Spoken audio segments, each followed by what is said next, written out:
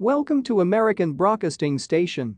With just one simple click, kindly subscribe to our channel for more amazing updates. Putin's big turning point in the war in Ukraine could finally be the end. Russian forces took a key region in eastern Ukraine over the weekend, thanks in part to Moscow stepping up its coordination and war planning.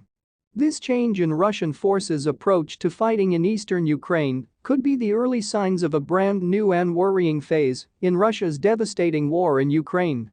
The high dead toll on Russian troops has changed side, with Ukrainian troops now suffering great losses.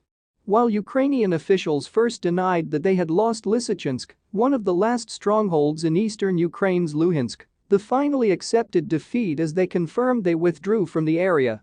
With conflicting reports coming from both sides, including lies from the so-called righteous Ukraine, one is left with many unanswered questions whether the price the entire world is paying for this war is worth it.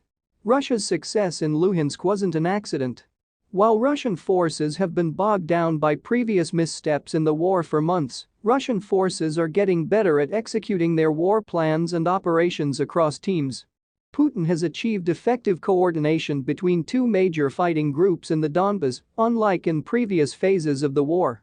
Russia has achieved reasonably effective coordination between two groupings of forces, the central grouping likely commanded by General Colonel Alexander Lapin, and the southern grouping, probably under the recently appointed General Sergei Surovikin.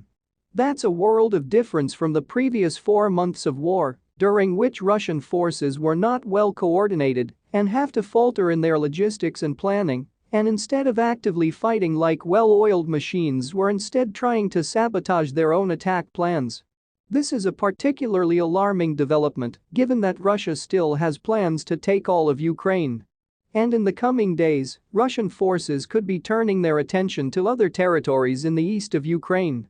Putin urged Russian forces to continue through the region as it has happened in Luhansk and said they must carry out their tasks according to previously approved plans. It hurts a lot, but Russia is not losing the war. In the Bakhmut direction, the Russian troops shelled Ukrainian troops with mortars, barrel and rocket artillery. This is a critical time for the Ukrainian military because these are the few months during which they're very low on artillery ammo as they're trying to transition to Western systems. This current phase of the war is mostly one for Ukraine's survival and not trying to take back whatever territory lost on the battlefield. What people have not really seen is the cold feet Western allies are developing toward Ukraine's, especially now that economic crises and political turmoil is rocking them with inflation hitting record high. Putin now has a message he can blast out domestically as well as internationally about successes in the so-called special military operation, which he claimed Russia was undertaking to help eastern Ukraine.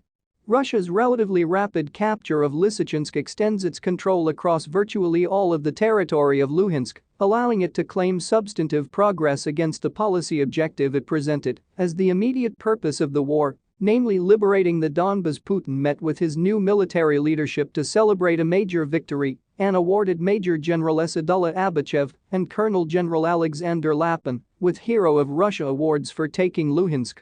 Ukraine need to wake up to the bitter reality that no one will solve this crisis for them and begin to consider pushing for negotiations and not more weapons, for there is no true winner in a war. Kindly subscribe for more updates.